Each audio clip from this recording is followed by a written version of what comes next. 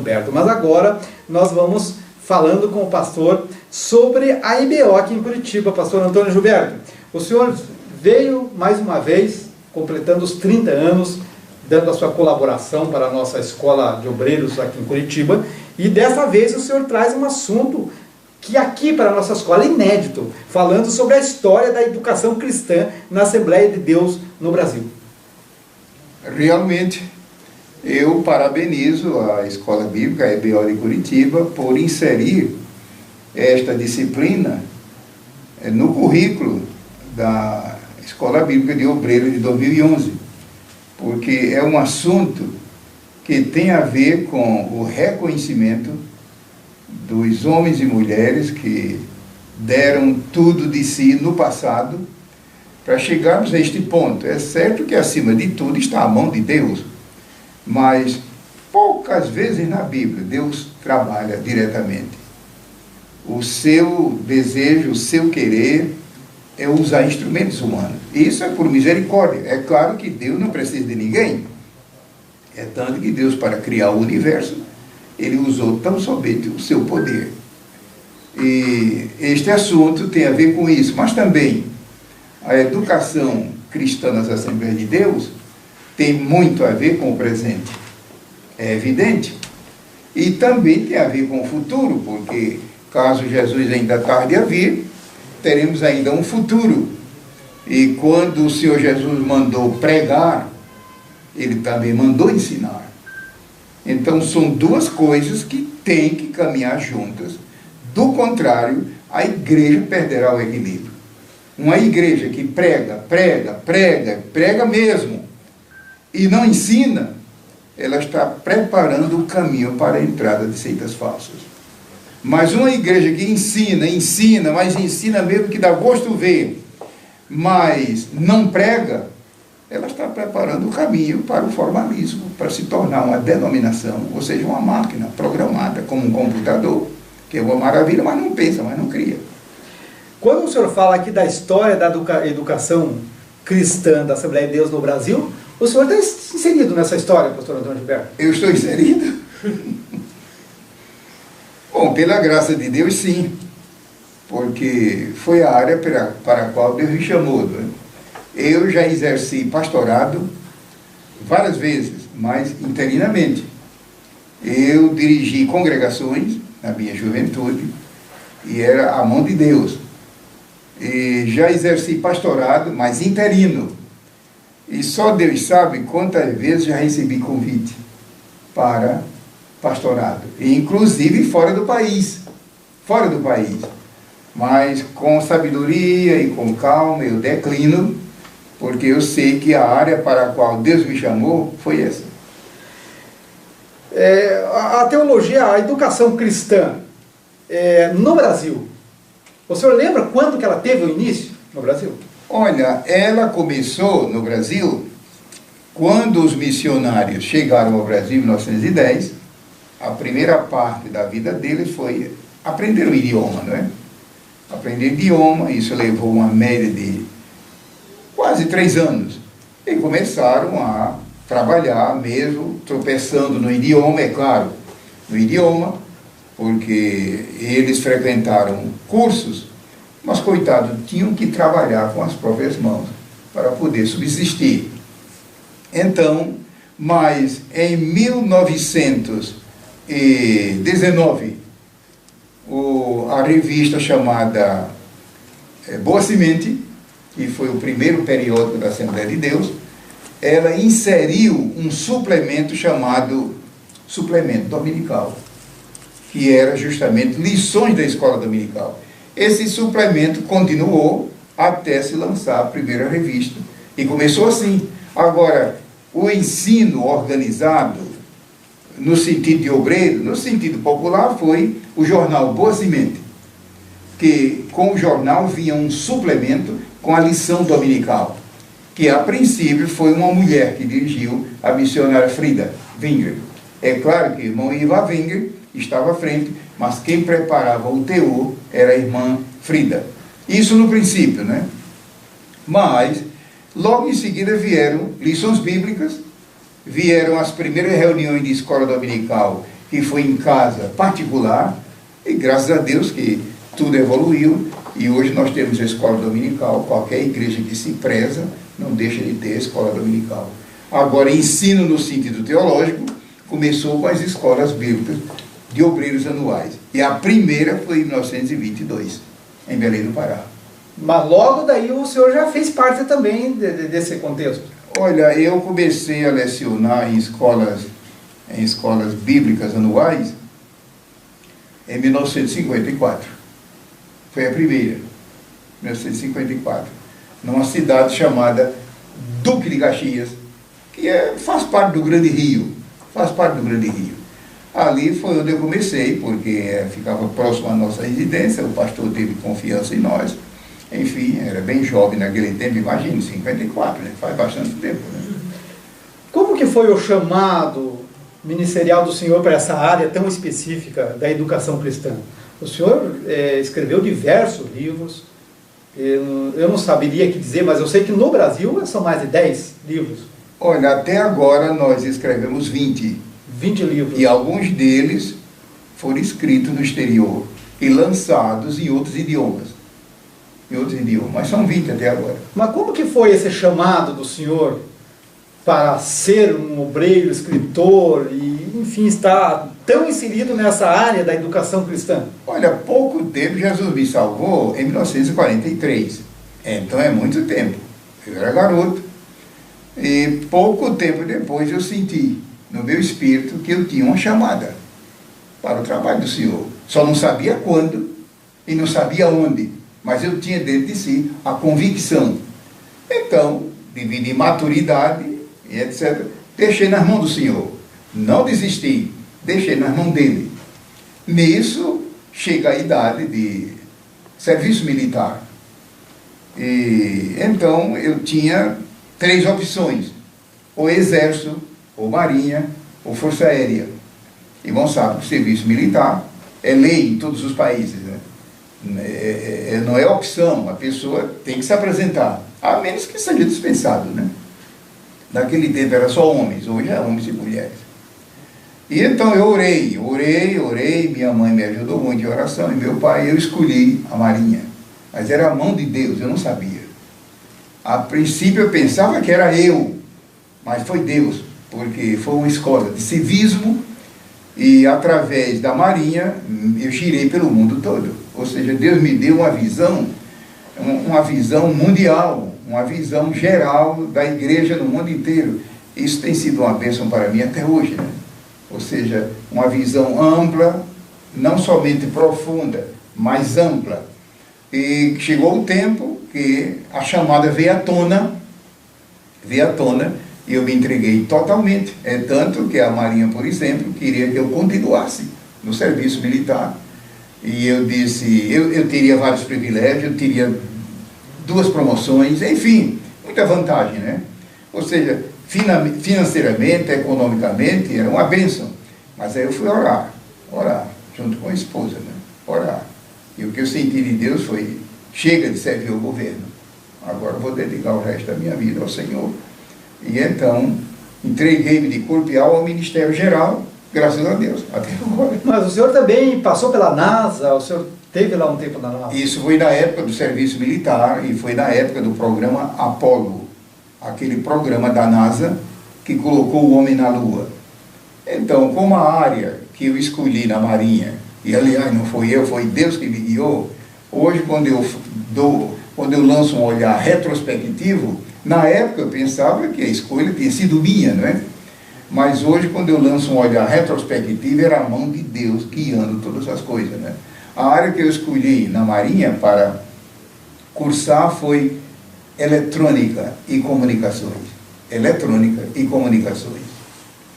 De modo que era uma área vinculada a esse assunto. Quando, em 61, a Rússia lançou aquele primeiro foguete não tripulado, aquilo assombrou, naquele tempo, a Rússia, não sabe, era um poderio chamado Bloco Soviético. A Rússia, naquele tempo, era um grupo de 18 nações, e era comunismo mesmo, e o desejo deles era dominar o mundo, enfim. Aquilo desafiou as nações aliadas e Deus abençoou que os Estados Unidos passaram à frente. E a história é longa, é claro que um programa como esse não comporta, né? E então, o governo norte-americano destinou 2 vagas para o Brasil enviar 2 estudantes para lá, a fim de participar do programa espacial, né? E foi mais de 800 candidatos das 3 Forças Armadas. Eu, pela graça de Deus, fui um dos aprovados, eu e outro colega. E fomos para lá, é uma história longa, foi um curso de longa duração, um curso de 4 anos, 2 anos, volta ao Brasil, para São José dos Campos, que até hoje, irmão, sabe que é o Centro de Tecnologia Aeroespacial do Brasil, aqui em São José dos Campos, né? Onde fica a Embraer. Inclusive o senhor é ligado ainda na NASA até hoje? Sim, até hoje eu sou catalogado, até hoje eu recebo as publicações, enfim. É claro que agora eu não sendo, não trabalhando na ativa, eu pago, ou seja, há uma taxa que a gente tem que pagar para se manter, né? Mas eu preciso me manter atualizado, porque a NASA continua, não mais em direção, se bem que agora no ano 2020, imagine 2020, está longe, mas a NASA já está tomando todas as providências para em 2020 voltar porque a estação que foi deixada lá, a estação espacial, ela é claro que sendo máquina, com o tempo, supera, envelhece, né? Em 2019, eles estarão fazendo isso, em 2020 vão voltar, só que agora já não mais com aquela finalidade, né? E isso não quer dizer que eu fui à Lua, não, na Lua só astronauta, né? E aí é preciso preparo especial, não, eu fiz parte da equipe de controle. Os meus cursos foi na área de física espacial e na área de orbitagem e suborbitagem. E outras faculdades que o senhor tem? Por exemplo, psicologia? A psicologia foi uma delas e depois eu fiz a parte clínica também. Clínica, psicológico? Eu fiz o curso normal de psicologia de 4 anos, mas fiz também a parte clínica de mais 2 anos com os estágios, né? E exerci, mas aí o ministério tomou todo o tempo. Hoje eu só atendo clientes na minha igreja e com dificuldade, né? E essa história que o senhor também é jornalista? Sim, jornalismo, eu fiz jornalismo. Lá está o nosso diploma, pagamos uma taxa anual cara, etc., mas me mantém atualizado, jornalismo. O senhor tem uma cadeira também eclesiástica na América? Eu tenho uma cadeira na Universidade Globe University, no estado de Missouri, e por 12 anos eu ocupei a cadeira lá no magistério e também no quadro de elaboração curricular. Mas já me desliguei. O irmão pensa que eu sou um garotão novo. Eu estou agora já na década dos 80 anos, né? E me desliguei da universidade, sou ligado atualmente, mas não com compromisso de lecionar, compromisso letivo, né? Mas, graças a Deus, sou honrado lá e eles me pediram para continuar como consultor. Eu até perguntei, mas consultor, vocês têm tudo aqui. Vocês têm prédio, vocês têm homem, vocês têm dinheiro, enfim. Para que vocês querem um brasileiro lá? Não, mas a Assembleia de Deus no Brasil é o maior movimento do mundo. Então, continuamos lá como consultor. E falando na América, pastor Antônio Gilberto, e aquele material que o senhor editou na América que foi para 86 línguas? O que o senhor tem a dizer? Aquilo foi uma vitória que Deus nos deu. Foi quando eu recebi um convite. Essa universidade que eu acabei de dizer, na época, não era universidade, era faculdade. Era faculdade da Assembleia de Deus na América. E essa faculdade, na época, funcionava na Bélgica. Na Bélgica. Porque essa universidade chamada Globe University, ela é uma universidade missionária. Ela é do Departamento de Missões. E nessa época funcionava na Bélgica como faculdade. Essa faculdade, na época, convidou-me para eu escrever um livro-texto sobre a vida abundante, sobre Efésios 5:22, o fruto do Espírito. E eu fiquei pensando, quem indicou meu nome? Como é que se pratica uma loucura dessa de convidar uma pessoa sem conhecê-la? Até hoje não sei quem indicou meu nome. Eu também nunca procurei saber. O certo é que, encurtando toda a história, eu estudei o assunto, orei com a esposa e tudo, e etc. E aí veio um dilema. Como é que eu poderia atender? A minha permanência ela era de 1 ano. Eu disse, agora, para levar a esposa e os filhos e as crianças, como é que vão frequentar a aula sem conhecer o idioma? Etc. Resultado, eu tive que combinar com Yolanda, ela ficou com as crianças, por causa da escola, e eu fui só, e o trabalho era um trabalho meticuloso, porque é escola, não sabe o que é currículo. Currículo tem que ser 8 ou 80, currículo não pode dizer, bom, Deus dará quando der tempo, não, currículo, irmão, sabe que tem que ser cumprido hora, semana, mês, ano, currículo é currículo, né? E o livro era a parte do currículo. Então eu fui, a gente sempre se comunicando, e graças a Deus que em 10 meses eu dei conta do manuscrito. Hoje, esse livro, de lá da Bélgica, a faculdade mudou para a América e hoje é a universidade com 436 mil alunos. 436 mil alunos. É claro que são vários campos universitários na América e também no exterior. E esse material, certamente... Esse meu livro está agora em 86 idiomas. O que significa 86 idiomas? Uma abrangência do mundo? Significa que a Globe University tem sucursal em 126 países e o meu livro está publicado em 86 idiomas para atender os alunos desses países. Então, quando dizem aqui no Brasil que o senhor é mais conhecido na América no Brasil, é uma verdade? Eu acho que é. E a questão... Você sabe que a fofoca corre, né? E chega ao nosso conhecimento que o senhor fala mais de 10 idiomas, domina mais de 10 idiomas. Como que é dominar 10 idiomas? É brincadeira do povo. Eu falo esses idiomas que qualquer um pode falar, idiomas mais conhecidos. Qualquer um pode aprender, né? Inclusive o inglês, o senhor tem conhecimento da raiz da língua inglesa. Sim, inglês eu falo como língua materna, porque inclusive fui professor de inglês na faculdade aqui no Brasil. Eu fui professor universitário aqui no Brasil durante muitos anos, no Rio de Janeiro, né? Então, em inglês, graças a Deus, eu falo, leio e escrevo normalmente como minha língua portuguesa, né? Depois dos longos tempos que permaneci na América do Norte, a gente aprende. Não falando do hebraico, inclusive a língua da Bíblia, essa também é uma língua nata para o senhor. Hebraico é língua bíblica e a gente aprende, graças a Deus, com facilidade. E o grego também. E não é o hebraico de hoje, o hebraico de hoje é um hebraico muito avançado e moderno. Não, o meu caso é Bíblia, portanto, hebraico da Bíblia, sim. E grego também, grego da Bíblia. O grego de hoje, irmão, sabe que língua é um mecanismo vivo, que com o tempo evolui. Imagina a língua portuguesa há 500 anos atrás. Imagina o português da época do Brasil colônia. E hoje, imagine se Jesus tardar daqui a 50 anos. Então, eu estou falando grego bíblico. É claro que quando eu estou na Grécia e converso com ele, eu digo, fala devagar, porque o grego de hoje é muito avançado, é cheio de modernismo, neologismo, né? Neologismo. Mas, graças a Deus. E também o aramaico.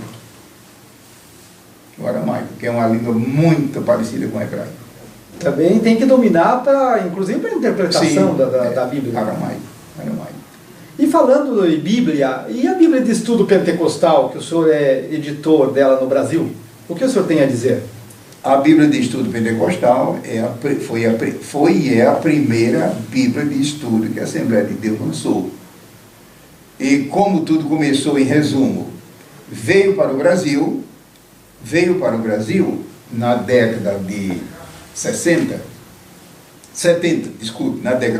veio para o Brasil um missionário chamado Donaldo, ele veio ao Brasil com a esposa, etc., e aprendeu o idioma, e missionário no Brasil. E na aprendizagem da língua portuguesa, viajando pelo país, ele foi tomando pé na situação, enfim, se familiarizando com o povo, com a necessidade do povo, e ele notou uma coisa. Ele notou que nas capitais, Curitiba, São Paulo, não sei o que, as capitais, não era tão crítica a situação dos obreiros na parte de material, de estudo, para ele pregar e ensinar. Mas nas viagens que ele fez para o interior do Brasil, ele notou que a coisa era crítica. Não havia livro, biblioteca, livraria, ajudas e cursos. Então o que fez ele? Foi orar a Deus e começou a preparar notas de rodapé, notas de estudo, resumidas, sintéticas. E qual era o plano dele? Era, Antigo e Novo Testamento, preparar notas sobre assuntos especiais doutrinários, e quando ele completasse essas notas, o pensamento dele era publicar um livro com a ajuda da missão na América para fornecer recursos e fornecer de graça para obreiros pobres. Conclusão, ele começou pelo Novo Testamento. Eu estou resumindo tudo. Quando ele chegou a certa altura do Novo Testamento, lá pelo livro de Atos, ele foi à América e levou essas notas e a ideia para o presidente das missões. E disse, irmão Donaldo, deixa isso comigo. Deixou com ele. Daí, não sei se uma semana ou duas ou três, ele chamou o irmão Donaldo de volta. E disse, Donaldo, eu estive olhando as notas e orando, e francamente, essas notas não podem ficar só para o Brasil. Essa matéria que você está escrevendo, meu irmão, é matéria para o mundo todo. Deus está te guiando de uma maneira sobrenatural. O que o senhor quer dizer com isso? É que você continue as notas, não faça outra coisa, mas pensando que a partir de agora, se você concordar, a missão assume a responsabilidade para lhe apoiar em tudo, mas prossiga. Ele então criou ânimo e etc. E quando ele estava para terminar o Novo Testamento, voltou à América, enfim, depois pegou o Antigo Testamento e convidou-me para ser o tradutor, que ele escreveu em inglês, é claro, né? Convidou-me para ser o tradutor para a língua portuguesa. Eu, com muito prazer, aceitaria, mas eu não pude, por causa da minha responsabilidade. Na época, eu tinha compromisso na América, eu tinha compromisso já com a SBB, e, em primeiro lugar, com a CPAD, além dos compromissos normais da minha igreja e minha convenção. Então, eu orei, Deus, ou eu largo tudo que estou fazendo e pego a Bíblia, porque exige tudo, me guia.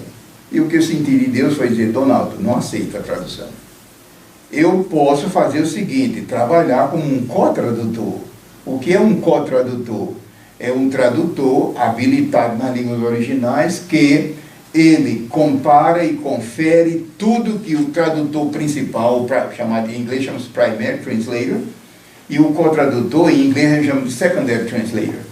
Isso eu posso fazer. Ele aceitou. Então, eu tive o privilégio de trabalhar 10 anos. De 84 a 94. Pode ver, são 10 anos. É o tempo que levou para fazer a tradução da Bíblia. É o tempo que levou para fazer a co-tradução, ou seja, conferir tudo à luz do hebraico e do grego, e também o português, que o primeiro primary translator fez, de acordo que ficasse um português, não um português vulgar, mas também ficasse um português acadêmico.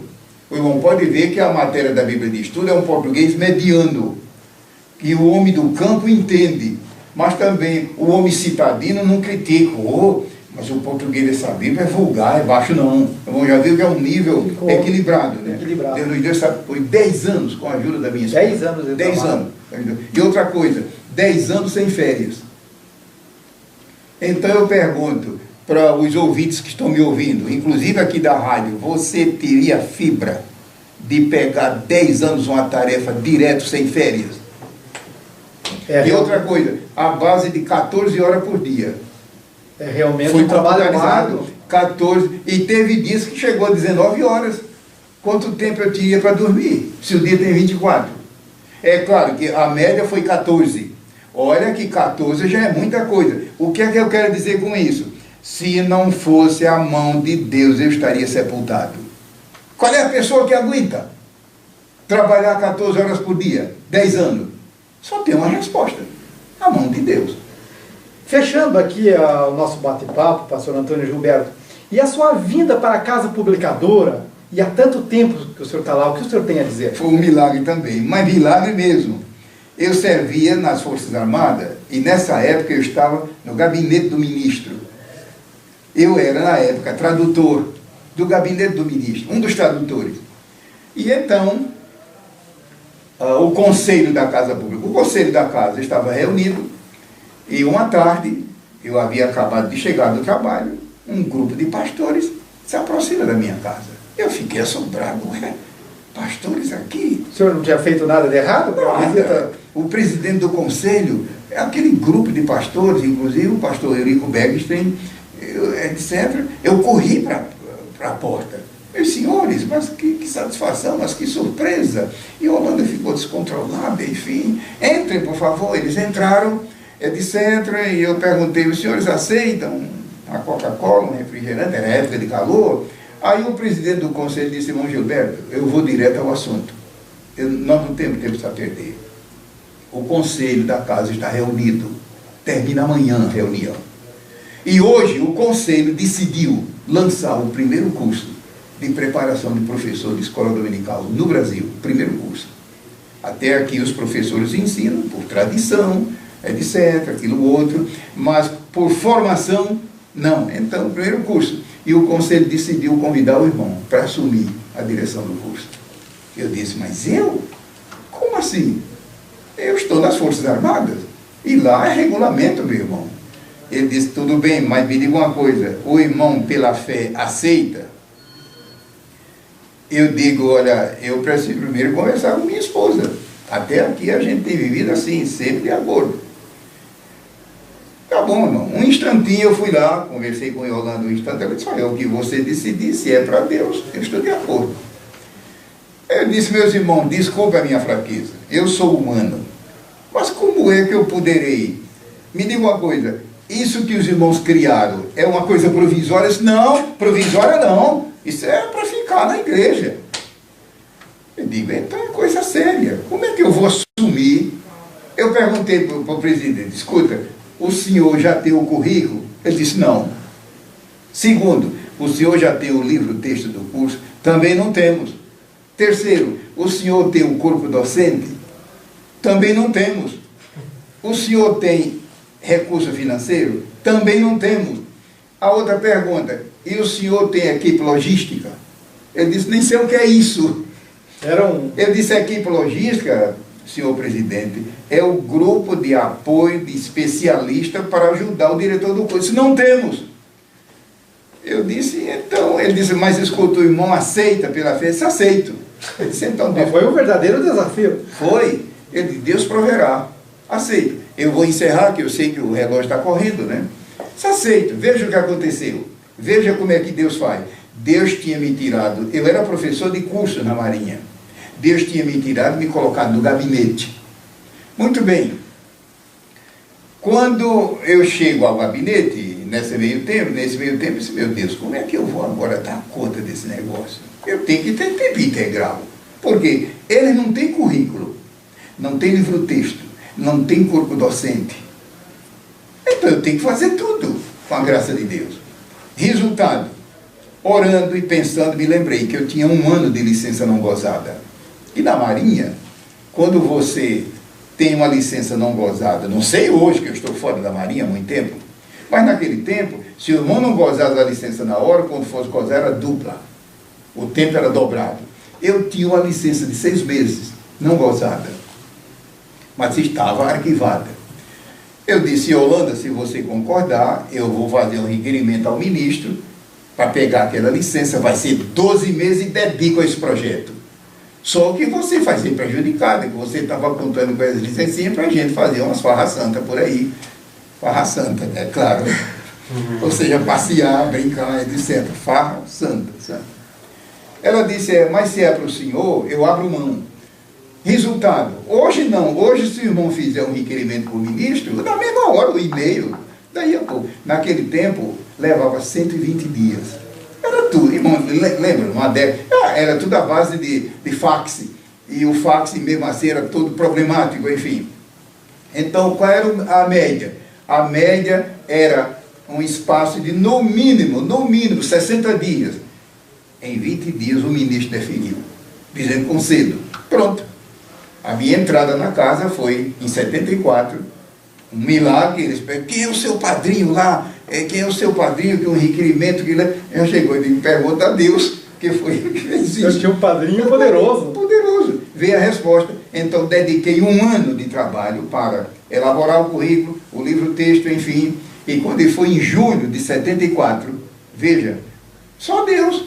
Porque essa reunião do conselho foi em março. E eu perguntei para o presidente, pastor Isaac, para quando é que irmão quer o primeiro curso? Ele disse, agora para julho. Eu disse, impossível. Ele disse, mas para Deus tudo é possível. Mas, meu irmão, um curso, o senhor não disse que é um curso permanente? É. Eu digo, se fosse um curso provisório, a gente embrulhava. Ele disse, não. Júlio, pois o milagre aconteceu. Deus nos deu o curso, o currículo, em julho de 74, realizou... Que é o CAPED. É o CAPED. Iniciou-se aí, então, a sua carreira ali dentro da Casa Publicadora. Milagre, milagre, milagre. Então, vamos ver como é que Deus é maravilhoso. Então, fechando aqui, pastor Antônio, entre os 20 livros que o senhor tem editado, e parece-me que a maioria deles pela Casa Publicadora dessa Sim, a maior parte pelo CPAD. O qual deles o senhor indicaria para nós dar de presente para um dos nossos ouvintes nesse momento? Eu aconselho os irmãos darem como brinde, como sorteio, Verdades Pentecostais. Verdades Pentecostais. Então, você que está ligando aqui, daqui um pouquinho mais no final do programa, você poderá ser o ganhador do livro do pastor Antônio Gilberto com o título Verdades Espirituais. É um conjunto, é um conjunto de estudos doutrinários sobre as doutrinas ligadas ao movimento pentecostal. Obrigado, pastor Antônio Gilberto, por abrir esse espaço da sua vida para nós aqui nos estúdios e também para os nossos ouvintes que estão aí acompanhando a nossa programação. E não terminou aqui, nós já voltamos para o comentário da lição de amanhã, porque é a proposta principal dessa programação. Vamos para mais uma palhinha aí com a Jéssica e nós já voltamos. Antes de tocar a canção Lágrimas, eu quero já deixar o meu telefone para contato, né, para todos os ouvintes. É o 41 3365 2622 ou 41 9133 1027, e você vai ser abençoado e levar na sua congregação e vai ser uma bênção.